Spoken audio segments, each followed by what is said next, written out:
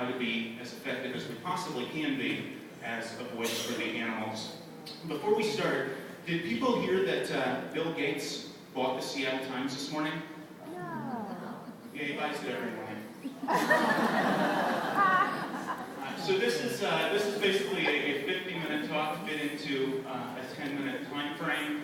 It's normally sort of a reprise of the book that Matt Ball and I wrote together, the Animal Activist Handbook. The book is available at the Vegan Outreach Table. It's a $15 cover price, but they have it available for $10.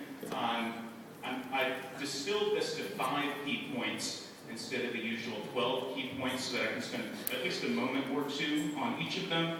The entire talk is based on the very simple premise that all of us here, I'm guessing, are vegetarians or vegans. If you're not, please consider it. But going on the assumption that we are, there's a deeply empowering concept to me about the idea of vegetarianism or veganism. If you're a vegetarian, you're saving about 40 land animals a year and about 60 sea animals per year. Which, at least for me, it's living my values. It's a deeply encouraging concept, and I feel very proud each time I sit down to eat of the idea that in that moment, I'm choosing mercy, not misery. I'm choosing compassion, not cruelty. I'm literally living my values every time I sit down to eat. The concept that I find so deeply empowering, though, is that each time you are an advocate for animals and you convince one more person to make that switch, you double your lifetime impact as a vegetarian or a vegan. So you hand somebody a leaflet, they read the leaflet, they go vegetarian, boom! Your entire life as a vegetarian, all of the animals that you saved, you just doubled that impact. And what that means is that there is a deep moral incumbency upon all of us to be as effective as we possibly can be. At PETA, we were doing these local regional conferences called Speak Up for Animals. And one of the things that we did was we all sat around and came up with a list of all of the things that we do right and all of the things that we've done wrong for most of our tenure as animal rights activists. And we distilled it into a presentation. And that presentation people found very empowering and useful. And so Matt Ball and I basically turned it into the book. And that book, a little bit of it is what I want to talk to you about today. The question that we want to ask ourselves when we're asking ourselves how to be as effective as we can be as animal rights activists is not what can we justify. It's not even necessarily, what's right in a situation. It's what's going to be most effective in any given situation. So as an example, if somebody yells at you at a demonstration, you can justify yelling back, but it's not going to be the most effective tactic in any situation to yell back at them. You're going to lose them. You're going to lose anybody within earshot. It's counterproductive for animals, even if you can justify it.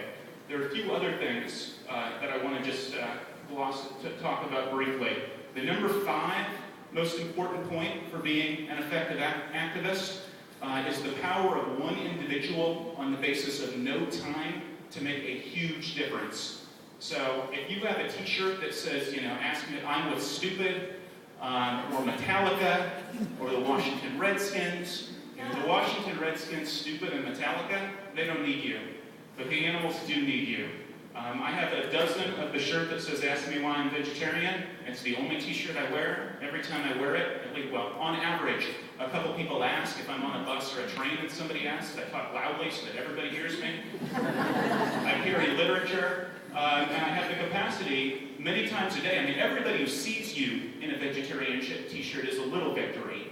Because it's like, oh, there's a vegetarian. It's a little blip for the concept of vegetarianism. Everybody you talk to is a big victory. So get rid of any t-shirts that say Abercrombie and Fitch on them. Go out here into the and buy some vegan shirts. The other thing is, again, incredibly easy, and I have these bumper stickers for anybody who promises to use one. It's PETA's favorite bumper sticker. It's the only one that we give away free.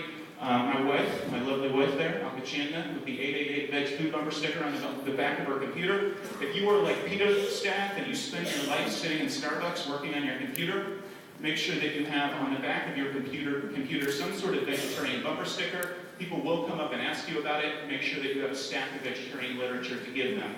So it takes you no time, huge positive difference.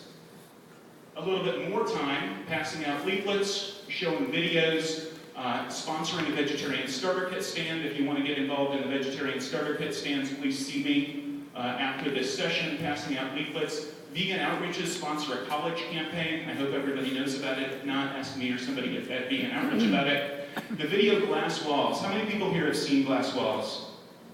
How many people here have seen Meet Your Meat? Glass Walls is so much better than Meet Your Meat. It includes fish, which is a critical oversight. We didn't have rights for the video when we did Meet Your Meat. It includes health and environmental concerns. It includes the fact that these animals are individuals. Go to meat.org, download Meet Your Meat. PETA is anti-copyright. What's ours is yours. Get Meet Your Meat into the hands of everybody you can think of. Glass Walls. Glass Walls is basically the updated Meet Your Meat. Really good. Be practiced in how we have conversations about animal rights and vegetarianism. How many people here have heard, plants feel pain when you're talking about vegetarianism? What about abortion? God put animals here for us to use. Yeah, there are like 10 things that people say. We need to make sure that in every interaction, we know what we consider to be the most effective way to have that conversation. Animals don't get a second chance at you convincing somebody to change their diet and to change their lifestyle. So it's critically important that college students take public speaking classes. Non-college students, if you don't feel like you're a good public speaker, take Toastmasters. At PETA, again, what's ours is yours. We have some speeches by Ingrid Duker. We have this Vegetarianism in a Nutshell CD. Steal our arguments if you find them effective. Number 2, we need to make the message the message. We need to make the message. That's a dashing fellow up there, isn't it? It is me. It's me I've been a vegan for 23 years. That's me, I think 7 or 8 years into my veganism. See how much better you look now? Thank you very much. I don't actually, a lot of people think I look a lot better then, but my point is, this book, Influence, if you haven't, who here has read Influence by Robert Cialdini? Really, add it to your list and read it soon. Matt and I stole a lot of the ideas out of Influence, which are based on sociological research, and we turned them into animal rights arguments and put them into our book. So after you read our book, The Animal Activist Handbook, then read Influence. One of the things that Cialdini points out in Influence is something that is probably intuitive for a lot of us, and that is that how we present ourselves is often 2/3 of the battle. If somebody doesn't feel like we're like them, they might write us off. I like what Paul Shapiro says. He says, when I first became vegan, I would go to jail for the animals, I would die for the animals, but I wouldn't wear a tie for the animals. We don't want our message to be distracted by how we look. And unfortunately, I do agree that looksism is an ism. I was probably more insightful then than I am now, but people definitely listen to me more now that I look like I'm running the George Bush fan club. Instead of the I want to be Jesus or I want to be Charles Manson. Look at my earlier years. But seriously, the book Influence, even people who look countercultural take arguments more seriously if they're made by somebody who looks like, they run the George Bush fan club. And of course, everybody says they don't, right? There's so many studies in there. One of the great ones is people are asked, would you honk quicker at a Lexus or a VW Bug? And everybody says, well, I would, it's neither. Or maybe I would honk if they're sitting at a red light. Which would you honk more quickly at? Everybody, of course, says they honk more quickly at the Lexus or neither. Everybody honks more quickly at the VW Bug. And there's example after example after example of that. Everybody in here is saying, I wouldn't. And unless you're very, very strange people, actually you would. And then finally, the number one and most important thing, this is the thing that has been more effective for me as an animal advocate than anything else that I've done. And Vegan Outreach has been collecting, now that they're telling their leafleters to do this, to ask questions of people rather than berating them, they're finding that people's efficacy as advocates is skyrocketing. It used to be that somebody would say, why are you a vegetarian?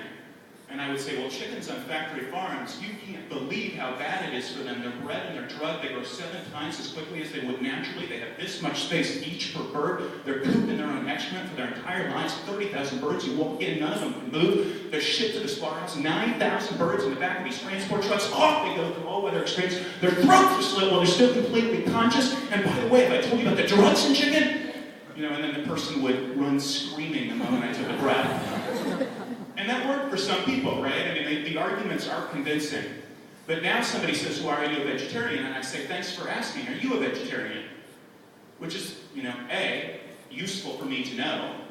Are they just idly interested? Or is this somebody who I need to convince? And B, it's a more reasonable question.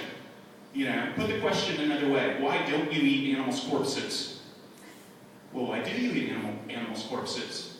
It's a lot more reasonable question, right? And then the person, inevitably, like the most common is, well, I've never really thought about it.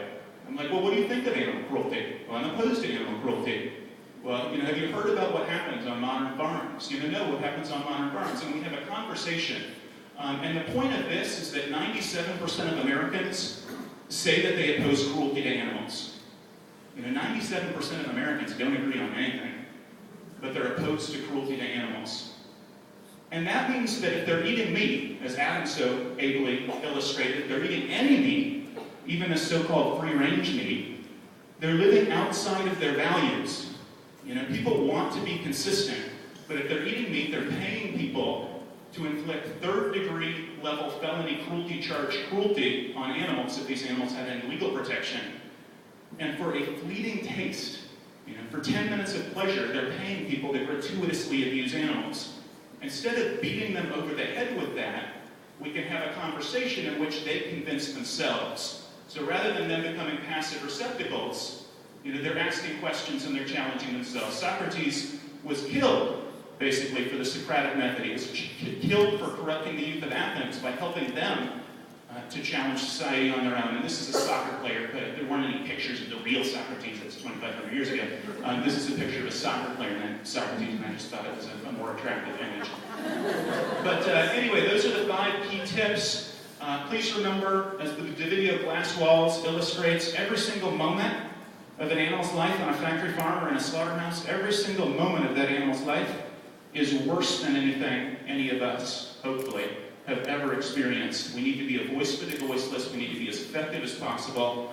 Thank you all so much for being out here and speaking up for the